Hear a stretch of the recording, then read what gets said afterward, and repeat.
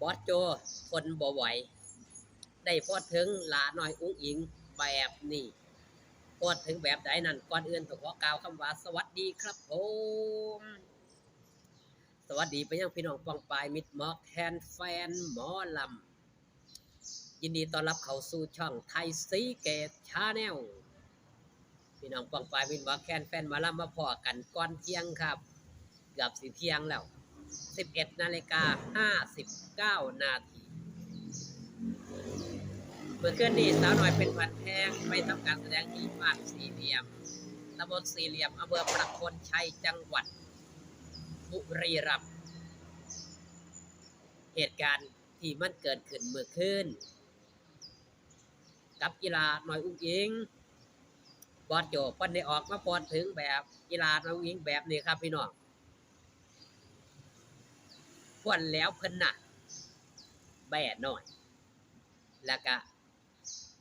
แฮชแท็กใส่รูปโพสต์รูปลาน้อยอุ้งอิงใส่ชุดสีทองอลามตาด้วยความเป็นตาฮักด้วยความเป็นตาแพงบอสโจกับกีฬาน้อยอุ้งอิงนี่สมกับที่ว่าฟ้าส่งให้มาพ่อกันหรือว่าเป็นพ่อลูกคู่บุญกันก็ว่าได้ทางด้านพ่อโจถึงแม้สิบ่ได้อยู่ในวงแต่ก็ค่อยสอดส่องเบิ่งความเคลื่อนไหวกีฬาน้อยหญิงอยู่ทุกวันบ่ว่าจะเป็นรายงานทางช่องหลักช่องใหญ่ถ่ายทำคณะกีฬาน้อยหญิงออกโชว์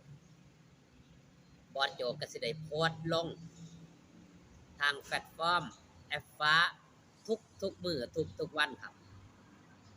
นั่นคือความเป็นพอโพสต์ถึงกีฬาน้อยหญิงอยู่เป็นประจำทุกมื้อที่โพสต์ก็จะโพสต์ช่วงลาน้อยหญิงออกโชว์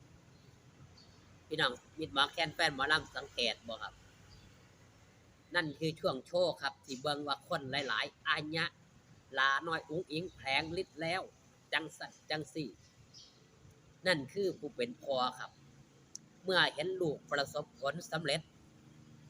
เพิ่นก็ดีอกดีใจเมื่อเห็นลูกทำงานสมกับที่ยังครับสมที่ปลุกสมที่ปั่นมากับไม้กับมือสมกับที่อบรมสั่งสอนมาเฮ็ดตัวอย่างให้เบิ่งนั่นแหละครับคือความภาคภูมิใจของผู้เป็นพ่อครับผู้ที่สร้างผู้ที่แปลงผู้ที่ผู้ที่อ่าสร้างหยังครับสร้างห้อยไว้ให้ลูกย่างนำหลาน้อยอุ้งอิงก็บ่ทิ่มบ่ปะในสิ่งที่พ่อเฮ็ดไว้คือสานต่อครับสานต่อให้พ่อนั้นประสบผลสำเร็จมากยิ่งขึ้นด้วยการกระทำด้วยการแสดงให้เห็นว่าหลาน้อยอุ้งอิงนี่เอาอยู่แต่จะเป็นการแซวกันไปแซวกันมาระหว่างพ่อกับลูกดังที่เฮาสิได้เห็นอยู่เป็นประจำบางเทื่อบางที่หลาน้อยอุ้งอิงก็แซวพ่อโจด้านหน้าเวทีในขณะที่ทำการแสดงแซวจังไดพ่อโจบ่ต้องมาก็ได้พ่อโจกูบ่กลับแล้ว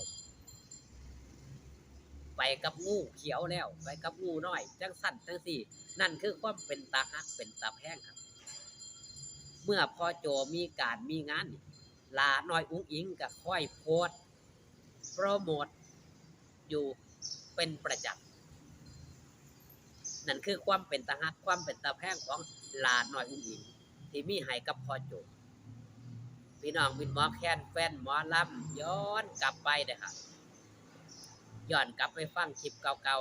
ๆน่าจะเป็นช่องอังเปานี่แหละที่สัมผัสณขณะที่อีลาน้องหญิงณมือนั่นมาเล่นอยู่ที่กำเมืองอุดรธานีนี่ถ้าจำบ่ผิดเด้ถ้าบ่อุดรกับกาฬสินธุ์นี่ไปสอบถามเรื่องหลาน้อยอุ้งอิงนี่อยากได้อีหยังมีความฝันจังใดแน่ ในมื้อนั้นลาน้อยอุ้งอิงเว้าจังไดครับเว้าว่าลาฝันก็อยากมีบ้านให้พ่อให้แม่อยู่ลาน้อยอุ้งอิงอยู่แบบใดก็ได้แล้วก็ว่างานวันเกิดถ้ามีไผมาเซอร์ไพรส์วันเกิดให้ลานี่ลาฮักตายเลยก็มีพ่อโจนี่เซอร์ไพรส์อุ้งเพราะหยังครับอุ้งอิงบ่เคยจัดงานวันเกิดมีแต่ไปร่วมงานกับคนอื่นเห็นแต่คนอื่นๆเขาจัดเจ้าของบ่เคยมีงานวันเกิดเป็นของเจ้าของถ้าผู้ใดมาเซอร์ไพรส์ลาหักตายเลยนั่นคือคำเว้าคำจาของเด็กน้อยณขณะนั้นวัย16ปีณปัจจุบัน18ปีครับเฮาสิเห็นได้ว่าลาน้อยอุ้งอิงจะเทคแคร์พ่อโจหรือว่าแค่ความรู้สึกของพ่อโจและพ่อโจกะแค่ความรู้สึกของอีลาน้อยหญิงบ่ว่าเรื่องราวอีหยังสิมันเกิดขึ้นกับลาน้อยหญิงพ่อโจจะเป็นคนปลอบประโลมคนอื่นนี่สิปลอบจังได๋ก็ตามแต่คำเว้าของพ่อโจนี่เฮ็ดให้อีลาน้อยหญิงมีความอุ่นอกอุ่นใจยิ่งกว่านั่นคือมิตรภาพความหักความแพงสมกับที่เกิดมาแล้วมาพบมาพ้อกันมาเป็นพ่อลูกกันโดยบ่มีไผคาดคิดมาก่อนลาน้อยอุ้งเกิดมา16ปีเพิ่งจะมีพ่อบุญธรรมบอสโจก็เพิ่งมีลูกบุญธรรมเห็นบ่ครับก็บ่คิดว่าฝันว่าจะมาพบมาพ้อกันเมื่อมาพบมาพ้อกันเฮาสิได้เห็นหลายๆสิ่งหลายๆอย่างของสองพ่อลูกนี่มีความละไม้คล้ายคลึงกันยาสุภาพยังออกปากครับโปงลงเปงเลงคือกันกับพ่อโจ